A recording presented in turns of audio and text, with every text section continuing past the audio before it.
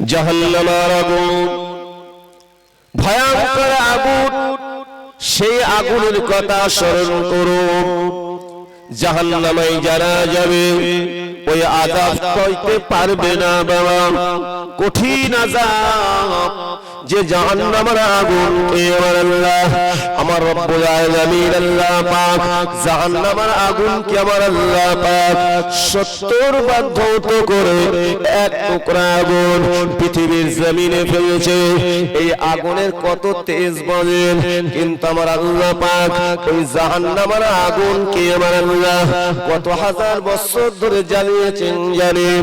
আমার আল্লাহ পাক রব্বুল আলামিন ওই আমার আল্লাহ তাআলা জাহান্নামের ফেরেশতাদের বলেছিলেন, এ আমার ফেরেশতারা আমার জাহান্নামের আগুনকে তোমরা 1000 বছর ধরে জ্বালাও, 1000 বছর ধরে জ্বালাও।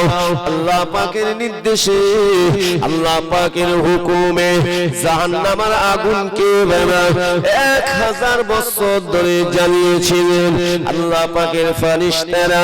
আল্লাহর হুকুমটা পালন করার পরে আমার আল্লাহ পাকের দরবারে গিয়ে বলেছিলেন, আল্লাহ পাক ও রব্বুল আলামিন আল্লাহ আপনার হুকুমে আপনার আযাবে জাহান্নামের আগুনকে 1000 বছর ধরে জ্বালানো হয়েছে। আমার আল্লাহ পাক সবই জানেন। ফেরেশতাদেরকে জিজ্ঞাসা করেছিলেন, বলো ফেরেশতারা জাহান্নামের আগুনের রংটা কেমন হয়েছে, কালারটা কেমন হয়েছে? ফেরেশতারা বলেছেন, আল্লাহ কালারটা সাদা বর্ণের হয়েছে, সাদা। আমার আল্লাহ বলেছিলেন হয়নি, আরো 1000 বছর ধরে জ্বালা। ফেরেশতারা আবার জ্বালাতে লাগলেন। জাহান্নামের খোরাক জাহান্নামের কাঠ কারা হবে বলেন? পাথর আর একদল অপরাধী আল্লাহ পাকের বান্দা বান্দি, যারা অপরাধী, যাদেরকে আল্লাহ কবুল করবেন না, যারা দুনিয়া পেয়ে আল্লাহকে ভুলে গিয়েছিল, তারা জাহান্নামের কীট হবে, জাহান্নামের আগুনের খোরাক হয়ে যাবে। তারা কারা? যারা আল্লাহকে অবিশ্বাস করেছে, যারা কিনা এই পৃথিবী দুনিয়াতে আমার আল্লাহর বিরুদ্ধে জিহাদ করে যারা মরেছে, বেঈমান হয়ে বেঈমানদের দলভুক্ত যারা মরেছে, মুনাফিক হয়ে মুনাফিকদের দলভুক্ত যারা মরেছে, তারা ওই কঠিন আযাব ভোগ করবে, জাহান্নামের আগুনের কাঠ হয়ে যাবে। আল্লাহ পাকের ফেরেশতারা আবার 1000 বছর ধরে জ্বালিয়েছিলেন। 1000 বছর ধরে জ্বালানোর পরে আমার আল্লাহ পাকের দরবারে এসে বলেছেন, রব্বুল আলামিন আল্লাহ পাক আপনার জাহান্নামের আগুনকে আবার 1000 বছর ধরে জ্বালানো হয়েছে। আমার আল্লাহ পাক সবই জানেন। ইন্নাল্লাহ আলা কুল্লি শাইইন কাদির, নিশ্চয়ই আমার আল্লাহ হলেন সর্বশক্তিমান। একটু জোরে বলুন সুবহানাল্লাহ। আমার আল্লাহ পাক রব্বুল আলামিন সেই সময় ফেরেশতাদেরকে বলেছিলেন, এ আমার ফেরেশতারা বলো বলো জাহান্নামের ওই আগুনের রংটা কেমন হয়েছে, আগুনের কালারটা কেমন হয়েছে? ওই সময় আল্লাহ পাকের ফেরেশতারা বলেছিলেন, আল্লাহ পাক আপনার ওই জাহান্নামের আগুনের রংটা হয়েছে লাল বর্ণের।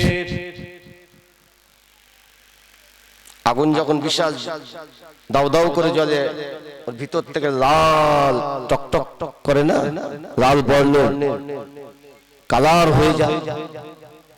দুনিয়াতে আমরা দেখেছি তো নাকি? আবার অতিরিক্ত হয়ে গেলে কি হয়? অনেক সময় কালো হয়ে যায়, ধোঁয়া কালো। কিন্তু জাহান্নামের আগুন লাল বর্ণের হবে না।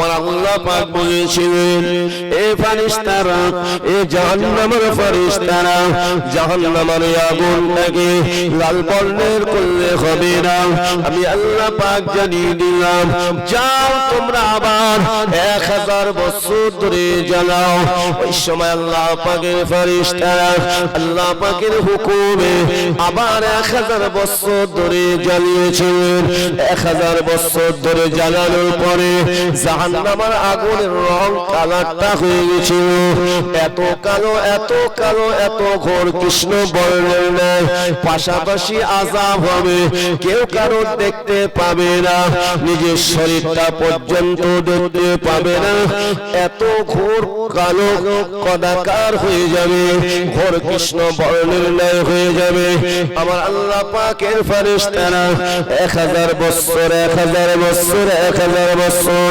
3000 বছর ধরে জ্বালানোর পরে আমার আল্লাহ পাকের দরবারে গিয়ে যখন বলেছেন আল্লাহ পাক ও রব্বুল আলামিন আল্লাহ আপনার আযাবে জাহান্নামের আগুনকে এক এক করে 3000 বছর ধরে জ্বালানো হয়ে গিয়েছে আমার আল্লাহ পাক ওই সময় বলেছিলেন এ আমার ফেরেশতারা বলো বলো আমার জাহান্নামের আগুনের কালারটা কেমন হয়েছে ওই সময় বলেছিলেন আমার আল্লাহ ও রব্বুল আলামিন আল্লাহ পাক আপনার ওই কঠিন আযাবে জাহান্নাম ভয়ঙ্কর হয়ে গিয়েছে জাহান্নাম গর্জন দিতে লেগেছে জাহান্নামের আগুনের ভিতর থেকে গর্জনের আওয়াজ হয় আল্লাহ পাকের দরবারে বলেছেন আল্লাহ পাক এত কালো এত ঘোর কৃষ্ণ বর্ণের ন্যায় হয়ে গিয়েছে জাহান্নামের আগুনের ভিতরে যদি কারো ফেলে দেওয়া হয়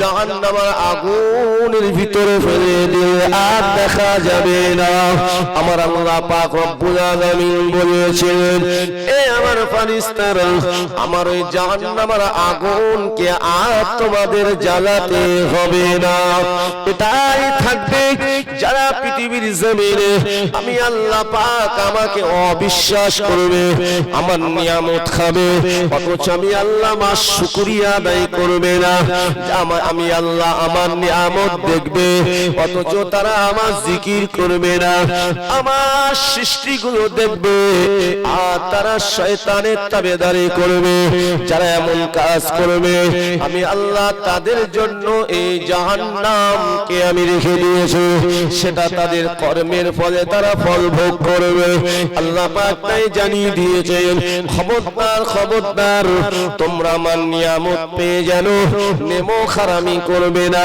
আমি আল্লাহ আমার বিরুদ্ধে চলবে না এই জন্য আল্লাহ পাক পৃথিবী জমিনে আপনার আমার জন্য আমার আল্লাহ কত সুন্দর সুন্দর নিয়ামত দান করেছেন এ মুসলমান ঘরের ছেলেরা যুবকেরা এ নবী পাকের উম্মত উম্মতিরা ঠান্ডা মাথায় বোঝার চেষ্টা করুন তাই তো আল্লাহ পাক স্বয়ং কোরআন পাকে জানিয়ে দিয়েছেন ওয়ালা তাউদ্দু নি'মাতাল্লাহি লা তুহসুহা আল্লাহ পাক রব্বুল আলামিন বলেন বান্দা বান্দিরে তোরা আমার নিয়ামত কোনদিন গুনে গুনে শেষ করতে পারবে না তবে আমি আল্লাহ তোদেরকে জানিয়ে দিলাম তোমরা যখন আমার নিয়ামতগুলো দেখবে আমার নিয়ামতগুলো যখন ভক্ষণ করবে আমি আল্লাহ আমার জিকির করবে আমি আল্লাহ আমার শুকরিয়া আদায় করবে নিশ্চিত আমি আল্লাহ যারা আমার জিকির করবে আমি আল্লাহ তাদের স্মরণ করব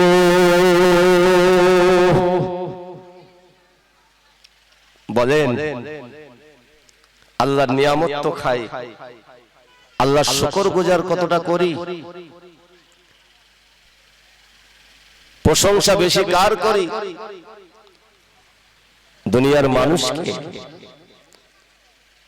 প্রাধান্য যদি দুনিয়ার মানুষকে দেই আল্লাহর উপরে যদি তাওয়াক্কুল ভরসা না থাকে আমি আপনি পরিপূর্ণ মুমিন মুসলমান হতে পারবো না তাই আল্লাহ বলেন তাওয়াক্কালতু আলাল্লাহ আপনাকে আমাকে তাওয়াক্কুল করতে হবে আল্লাহর উপরে জোরে বলুন সুবহানাল্লাহ ঈমান বিল্লাহ ঈমান বির রাসূল পরিপূর্ণ না হতে পারলে আমি আপনি ইহদিনাস সিরাতাল মুস্তাকিমের উপরে চলতে পারবো না।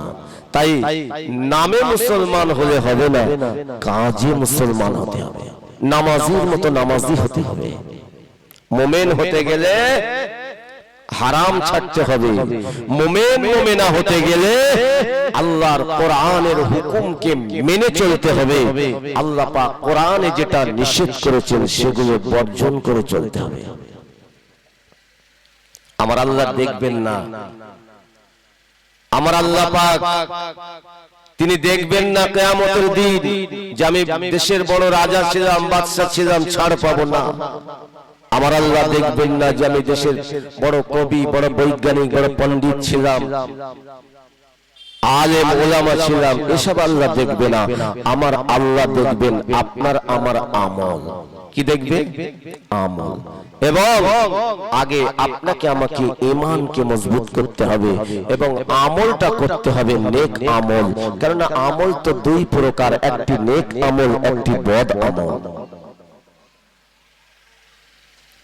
মুসলমান ছেলেরা, যুবকেরা, ও আমার মুরব্বী আব্বা জানেরা, তাই পৃথিবীর জমিনে যদি ভালোবাসতে হয়, আল্লাহ পাক রব্বুল আলামিন যাদেরকে গ্রহণ করেছেন, আমার আল্লাহ যাদেরকে ভালোবাসেন, আমার আল্লাহ পাক যাদেরকে কবুল করেছেন, তাদের সঙ্গে আপনার আমার সম্পর্ক তৈরি করতে হবে। আল্লাহ পাকের সবথেকে প্রিয় কারা? আমার আল্লাহ পাকের প্রিয় সবথেকে কারা? তাদের থেকে আপনাকে আমাকে শিক্ষা দিতে হবে। এ মুসলমান শুনে রেখে নিন, আমার আল্লাহ তাই তো কোরআন পাকের মধ্যে জানিয়ে দিয়েছেন, বিসমিল্লাহির রহমানির রহিম, النبيين والصديقين والشهداء والصالحين وحسن أولئك رفيقا। আল্লাহ পাক রব্বুল আলামিন আমার আল্লাহ সবথেকে প্রিয় হলেন নবীগণেরা, আল্লাহ পাকের সবথেকে প্রিয় হলেন নবী রাসূল পয়গম্বর গণেরা। আমার আল্লাহ পাক জানিয়ে দিয়েছেন আমার নবীদের কোনো গুনাহ নেই। আমার আল্লাহ পাক জানিয়ে দিয়েছেন নবীরা গুনাহ থেকে পাক পবিত্র। আমার আল্লাহ পাক রব্বুল আলামিন নবীদের সম্মান, নবীদের ইজ্জত আমার আল্লাহ উচ্চ দান করেছেন। আমার আল্লাহ পাক রব্বুল আলামিন নবীদের আখলাক চরিত্রটাকে আমার আল্লাহ পাক উত্তম দান করেছেন। নবীদেরকে আমার আল্লাহ পাক ওহী দান করেছেন, যারা নবী এবং রাসূলের মর্যাদা পেয়েছেন। আমার আল্লাহ তাদের উপরে আসমানি কিতাব আল্লাহ দান করেছেন। নবী রাসূলদের উপরে আল্লাহ পাক রব্বুল আলামিন অলৌকিক শক্তি মুজিজা দান করেছেন। এ মুসলমান শুনে রাখেন, তথাপি আমার আল্লাহ পাক জানিয়ে দিয়েছেন নবী রাসূল গণেরা তারা আমি আল্লাহ আমার জিকির করে। নবী রাসূল পয়গম্বর গণেরা আমার আল্লাহ পাকের জিকির সবথেকে বেশি করেছেন। ঠিক কিনা বলেন? আমাদের নবী রাহমাতাল লিল আলামিন নবীকে আমার আল্লাহ নবীদের নবী, রাসূলগণদের রাসূল করেছেন। আমার আপনার নবীর ইবাদত কতটা ছিল বাবা? এই বর্ণনা দিয়ে শেষ হবে না। কিন্তু আমার নবীকে আল্লাহ পাক কখনোই বলেননি হে নবী আপনার উপরেও আমার ইবাদত ফরজ করে দেওয়া হয়েছে। আমার আল্লাহ আমার নবীকে বলেছিলেন? বলেননি। আল্লাহ আমার নবীকে এটাই বলেছিলেন, ইয়া আইয়ুহার রাসূল, হে আমার রাসূল, বাল্লিগ মা উনজিলা ইলাইকা মির রাব্বিক, আপনার রবের পক্ষ থেকে যেটা অবতীর্ণ হয় আপনি সেটাই প্রচার করুন। কিন্তু আমার নবী কেন এত ইবাদত করেছেন? আমার নবী কেন এত জিকির করেছেন? আল্লাহ নবী দয়াল নবী দুজানি বাদশা আমার নবী রহমাতাল লিল আলামিন নবী এত ইবাদত করেছেন, এত নফল নামাজ পড়েছেন। আল্লাহ নবী দয়ার নবী নূর নবী এই নফল নামাজ ইবাদত করতে গিয়ে আল্লাহ রাসূলের হাঁটু মোবারকটা ফুলে যেত। আমার নবী পাকের হাঁটু মোবারক থেকে রসানি ঝরে যেত। সাহাবীরা আমার নবীকে বলতেন, ইয়া রাসূলুল্লাহ, ইয়া হাবিবাল্লাহ, হুজুর বিয়াদবি মাফ করুন। আল্লাহ পাক আল্লাহ তাআলা আপনার উপরে তো আমার আল্লাহ ইবাদত ফরজ করে দেয় না। আপনি যদি নামাজ নাও পড়েন, তো আপনি যদি রোজা তো নাও করেন, হুজুর আপনার তো কোনো অসুবিধা কোনো ক্ষতি হবে না, তথাপি আপনি কেন এত ইবাদত করেন? আল্লাহ নবী দয়াল নবী বলেছেন, ও আমার সাহাবীরা, ও আমার সাহাবীরা, শুনে রেখে দাও যে আল্লাহ পাক যে রব্বুল আলামিন আল্লাহ পাক আমি আমার আল্লাহ পাক আমাকে এত নিয়ামত দান করেছে যে আল্লাহ আমাকে আখেরি পয়গম্বর করে পাঠিয়েছেন, যে আল্লাহ আমাকে রাসূল করে পাঠিয়েছেন। আমি সেই মহান আল্লাহ পাকের শুকরিয়া আদায় করে আমি আমার আল্লাহর ইবাদত করে আমি আমার আল্লাহ পাকের জিকির করে, শুধু তাই নয়, কিয়ামতের ময়দানে হাসরের ময়দানে বান্দা বান্দীদের দলভুক্ত হয়ে আমি রাসূলুল্লাহ কিয়ামতের ময়দানে উঠব। জোরে বলুন সুবহানাল্লাহ। তবে আমার নবীর ওঠাটা সেদিন কাদের জন্য হবে? আমার নবী যে কিয়ামতের ময়দানে উঠবে, আমার নবী দয়ার নবী ওঠাটা কাদের জন্য হবে? আমার নবী দয়ার নবী যেদিন কিয়ামতের ময়দানে উঠবে, আল্লাহ রাসূল সাল্লাল্লাহু আলাইহি ওয়াসাল্লাম আমার নবী তো সর্বপ্রথমে আমার নবী কিয়ামতের ময়দানে উঠবেন। প্রথমে যখন আমার নবী না উঠবেন, আমার আল্লাহ কারো কিয়ামতের ময়দানে অন্য কোন নবীদের তুলবেন না। আল্লাহ পাক কোন বান্দা বান্দীদিগকে তুলবেন না। আমার আল্লাহ পাক রব্বুল আলামিন, আমার আল্লাহ তাআলা রব্বুল আলামিন ফেরেশতা জিবরিলকে বলবেন, এ জিবরাইল চলে যাও, আমি আল্লাহ পাক রব্বুল আলামিন জানিয়ে দিলাম আমার হাবিব যতক্ষণ না পর্যন্ত ওই কবর থেকে কিয়ামতের ময়দানে না উঠবে, আমি আল্লাহ আমার অন্যান্য নবী রাসূল পয়গম্বরদের ওঠাবো না, এবং আমার বান্দা বান্দী জির ইনসানকে আমি কারো কিয়ামতের ময়দানে ওঠাবো না। সর্বপ্রথম আমার নবী উঠবে। যাও জিবরাইল আমার নবীকে জানিয়ে দাও কিয়ামত শুরু হয়ে গিয়েছে, কিয়ামত শুরু হয়ে গিয়েছে। আল্লাহর ফেরেশতা জিবরাইল আলাইহিস সালাম আমার নবীর দরবারে হাজির হয়ে যাবে। আল্লাহ নবীর দরবারে হাজির হয়ে যাবে। হযরতে জিবরাইল ফেরেশতা আমার নবীকে ডাকতে থাকবে, আসসালামু আলাইকা ইয়া রাসূলুল্লাহ, আসসালামু আলাইকা ইয়া হাবিবাল্লাহ। হুজুর আপনি উঠে পড়ুন, উঠে পড়ুন, কিয়ামত শুরু হয়ে গিয়েছে। আল্লাহ নবীকে বারবার ডাকতে থাকবেন। এই সময় আমার নবী দয়ার নবী নূর নবী আমার ফেরেশতা জিবরাইল সাল্লামের কথায় কোনো কর্ণপাত করবেন না। ফেরেশতা জিবরাইল আলাইহিস সালাম শুধু একটাই কথা শুনতে পাবেন, আমার নবী, আমার আপনার নবী আজ জন্য কাঁদছেন, সেদিনও নবী আমার আমাদের জন্য কাঁদতে থাকবেন আর বলতে থাকবেন, ইয়া হাবিবি উম্মতি উম্মতি উম্মতি। জোরে হবে না সুবহানাল্লাহ। আমার নবী আমাদের জন্য কাঁদবেন। কিয়ামতের দিনে আমাদের হিসাব হবে, কিন্তু আমাদের প্রিয় নবী কোন হিসাব হবে? নাউযুবিল্লাহ না। আমাদের নবী দয়ার নবীর ওসিলাই তো সব,